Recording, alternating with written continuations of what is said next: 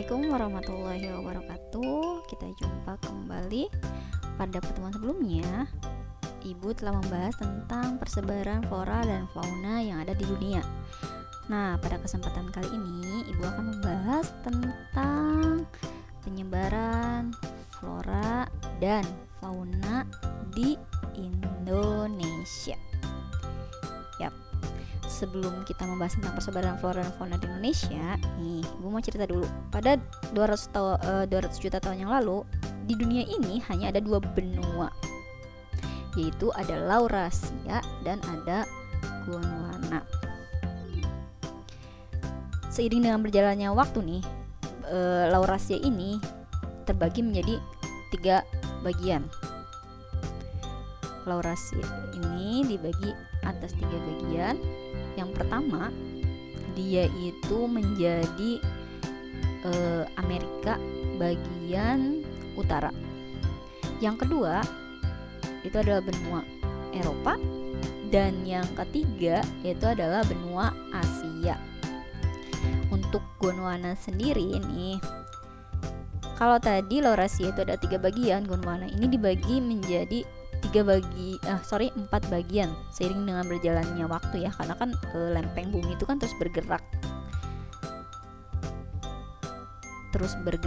karena pergerakan itu maka terbentuklah benua-benua baru gitu.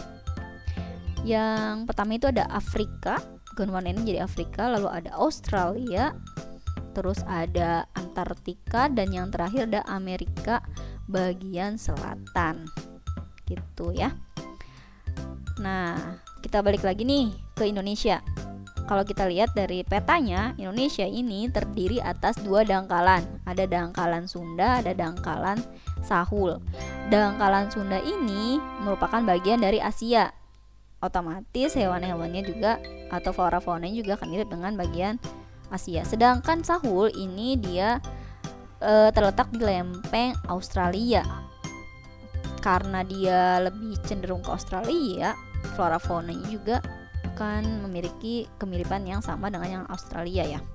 Nih, untuk faunanya sendiri, Indonesia itu dibagi menjadi 3 bagian. Dibagi oleh garis Wallace sama Weber. Yang pertama itu ada Indonesia bagian barat. Tadi masih ingat barat itu berarti dia mirip dengan apa?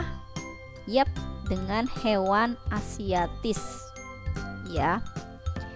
Karena dia dekat dengan Sunda ya. Yang kedua, ini daerah peralihan, daerah tengah-tengah.